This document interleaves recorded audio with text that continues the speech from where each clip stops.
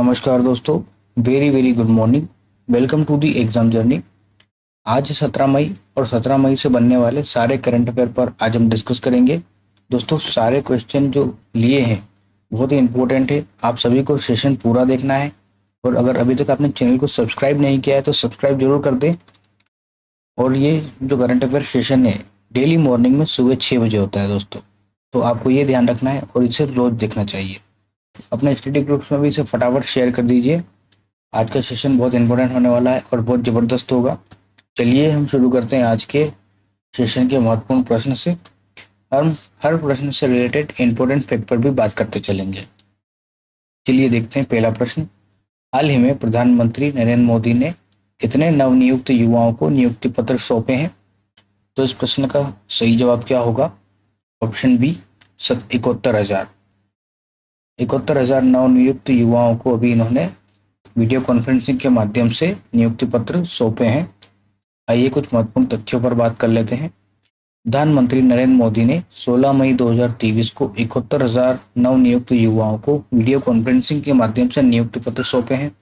ये नियुक्ति पत्र जो है देश भर में 45 जगहों पर लगे रोजगार मेलों में दिए गए हैं। देश भर में चुने गए नवनियुक्त कर्मचारी ग्रामीण डाक सेवक, वाणिज्यिक सह टिकट लिपिक, कनिष्ठ लिपिक और टाइपिस्ट, कनिष्ठ लेखा लिपिक, सहायक अनुभाग अधिकारी, कर सहायक, निरीक्षक, नर्सिंग अधिकारी, प्रधान आचार्य एवं सहायक प्राचार्य जैसे कई पदों पर कार्य करेंगे। दोस्तों ये जो प्रधानमंत्री जी ने जो मेला आयोजित किया था इसमें ये जो पिछले साल अक्टूबर 2022 में भी आयोजित हुआ था और पहला रोजगार मेला 22 अक्टूबर 2022 को आयोजित हुआ था। इसमें 75,000 नए नवनियुक्त युवाओं को नियुक्ति पत्र बांटे गए थे और दूसरा मेला 22 नवंबर 2022 को, इसमें 71,000 नियुक्ति पत्र। और तीसरा जो संस्करण था वो 20 जनवरी 2023 को था और चौथी बार जो था वो 13 अप्रैल 2023 को इतने ही नियुक्ति पत्र इन्होंने बांटे थे। इस प्रश्न से हमें इतनी जानकारी मिलती है। बढ़ते हैं अगले प्रश्न की ओर। हाल ही में होम्योपैथिक सम्मेलन होमोकॉन 2023 का उद्घाटन किनके द्वारा किया गया है? इस क्वेश्चन का सही जवाब क्या होगा? इसका सही जवाब है पुष्कर सिंह धामी। ऑप्शन सी इस प्रश्न का सही जवाब होगा। आइए कुछ महत्वपूर्ण बिंदुओं पर बात कर लेते हैं। प्रधानमंत्री पुष्कर सिंह धामी ने दून विश्वविद्यालय देहरादून में राष्ट्रीय होम्योपैथिक सम्मेलन होम्योकॉम 2023 का उद्घाटन किया है और होम्योपैथी पर इस एक डॉक्यूमेंट्री का शुभारंभ भी इन्होंने किया है। होम्योपैथी विश्व की दूसरी सबसे प्रचलित चिकित्सा पद्धति के रूप में मान्यता दी गई है और होम्योपैथी चिकित्सा पद्धति का जन्म 18वीं शताब्दी के अंत में हुआ था और इसके जो संस्थापक है जर्मनी के चिकित्सक सैमुअल हैनीमैन है। ये क्वेश्चन कई बार पूछा गया है कि होम्योपैथी के जनक किसे कहा जाता है, तो आपको बताना है सैमुअल हैनीमैन।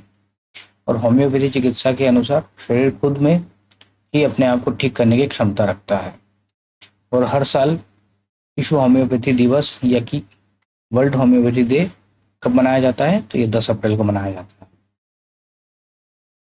अगले प्रश्न की ओर बढ़ते हैं। सिक्किम राज्य का स्थापना दिवस कब मनाया जाता है? दोस्तों इस क्वेश्चन का सही जवाब अगर आपको पता है तो कमेंट बॉक्स में बता दीजिए।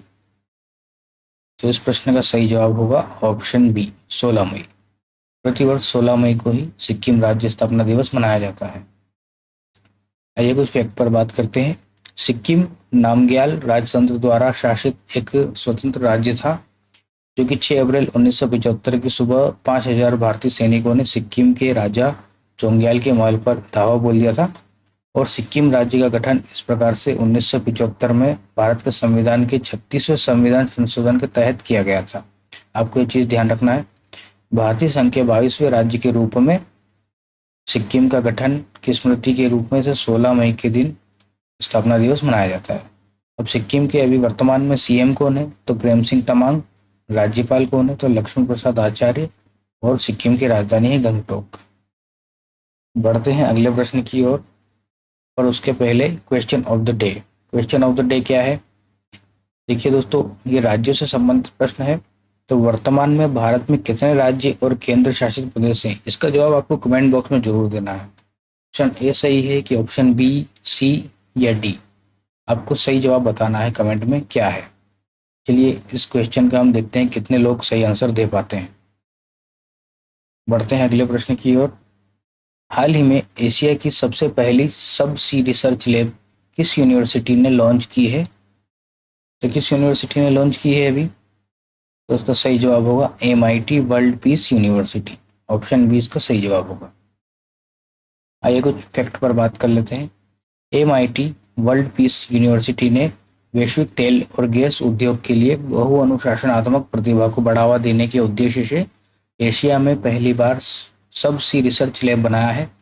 प्रयोगशाला गहरे पानी के अपतटीय पेट्रोलियम परिचालनों का एक कामकाजी प्रोटोटाइप दिखाती है, जिससे भविष्य के कर्मचारियों को ऊर्जा क्षेत्रों के लिए प्रशिक्षित किया जा सकता है। और अत्याधुनिक प्रयोगशाला MIT WPU में पेट्रोलियम इंजीनियरिंग विभाग और एकर सॉल्यूशन के साथ साझेदारी में बनाया गया है। और जो ये महाराष्ट्र प्रौद्योगिकी संस्थान है MIT, भारत के महाराष्ट्र राज्य के पुणे नगर में स्थित है, एक अभियांत्रिकी संस्थान है। इसकी स्थापना वर्ष 1983 में की गई थी। अगले प्रश्न की ओर बढ़ते हैं। ड्यूरोफ्लेक्स के ब्रांड एम्बेसडर कौन बने हैं? इसके ब्रांड एम्बेसडर कौन बने हैं? तो उसका सही जवाब क्या होगा? विराट कोहली। जैसा कि हम इमेज में देख सकते हैं, विराट कोहली ड्यूरोफ्लेक्स के ब्रांड एम्बेसडर बने। ये एक मैट्रेस कंपनी है जो कि गद्दे बनाती है। चलिए अगले प्रश्न की ओर बढ़ते हैं। भारत में किस देश ने 50 स्टार्टअप एक्सचेंज प्रोग्राम लॉन्च किए हैं? तो इसका सही उत्तर क्या होगा? भूटान। भारत और भूटान ने मिलकर 50 स्टार्टअप एक्सचेंज प्रोग्राम अभी लॉन्च किए हैं। आइए ये क्या है इस पर बात कर लेते हैं। भारत और बांग्लादेश ने अपने संबंधों को मजबूती दर्शाते हुए 50 स्टार्टअप एक्सचेंज प्रोग्राम लॉन्च किए हैं। इस कार्यक्रम के तहत बांग्लादेश के 50 स्टार्टअप और भारत के 50 स्टार्टअप एक दूसरे के देश में यात्राएं करेंगे और अपने जो है तथ्यों को साझा करेंगे। यह स्टार्टअप कई अलग अलग क्षेत्रों से आते हैं। इनमें ई-कॉमर्स, स्वास्थ्य, परिवहन, लॉजिस्टिक, ऊर्जा, शिक्षा, कौशल विकास से संबंधित स्टार्टअप शामिल हैं। अगले प्रश्न की ओर बढ़ते हैं। एक महत्वपूर्ण प्रश्न है। 37वें राष्ट्रीय खेलों में किस खेल के शामिल होने की घोषणा हाल ही में की गई है? तो उसका सही जवाब क्या होगा? ऑप्शन सी, गतका मार्शल आर्ट। गतका मार्शल आर्ट को ही अभी 37वें राष्ट्रीय खेलों में शामिल करने की घोषणा की गई है। आइए कुछ फैक्ट पर बात कर लेते हैं। गतका एक पारंपरिक खेल एक राष्ट्रीय स्तर पर एक बड़ी पहुंच प्राप्त करने वाला है दोस्तों, क्योंकि इसे आधिकारिक रूप से 37वें राष्ट्रीय खेल 2023 में शामिल किया जाना प्रस्तावित है। गतका एक सिखों की पारंपरिक युद्धक कला है। वर्तमान में भी सिखों में धार्मिक उत्सवों में इस कला का शस्त्र संचालन प्रदर्शन किया जाता है। दोस्तों जो 37वां राष्ट्रीय खेल है वो कहाँ आयोजित किया जाने वाला है? तो ये अक्टूबर माह में इसी वर्ष गोवा में आयोजित किया जाने वाला है। अब 36वां राष्ट्रीय खेल महोत्सव कहाँ पर हुआ था? तो ये गुजरात में हुआ था, 2022 में हुआ था। आपको ये भी ध्यान रखना है। अगले प्रश्न की ओर बढ़ते हैं। हाल ही में किस ग्रह के 62 नए चंद्रमाओं की खोज की गई है? तो इस प्रश्न का सही जवाब क्या होगा? शनि ग्रह। हाल ही में भी शनि ग्रह के जो नए 62 चंद्रमाओं की खोज अभी की गई है। आइए कुछ महत्वपूर्ण फैक्ट पर बात करते हैं। दोस्तों हमारे सौर मंडल में अब सबसे ज्यादा चंद्रमा शनि ग्रह के पास हो गए हैं। इसके 62 नए चंद्रमा की खोज अंतरराष्ट्रीय खगोल विज्ञान संगठन ने की है। शनि ग्रह के पास अब कुल 145 चंद्रमा है। अभी जो 62 खोजे गए हैं उन्हें मिला दे तो 145 चंद्रमा हो गए हैं, जो कि बृहस्पति के 95 चंद्रमा से कहीं अधिक है। यह जो कीर्तिमान था पहले बृहस्पति ग्रह के पास था, अब यह जो कीर्तिमान है वो शनि ग्रह के पास चला गया है। दोस्तों जो सौर मंडल में कितने ग्रह हैं?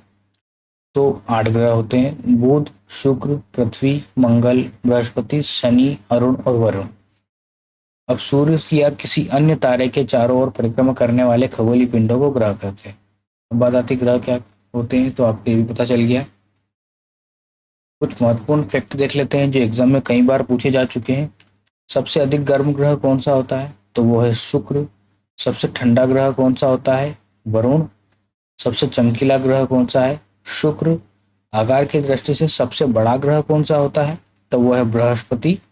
और किस ग्रह का कोई उपग्रह नहीं है दोस्तों? तो वो है बुध ग्रह, जो कि सूर्य के सबसे निकट का ग्रह भी है। अब ठंडा ग्रह कहलाता है वो कौन सा ग्रह कहलाता है, तो बृहस्पति इसका सही जवाब होगा।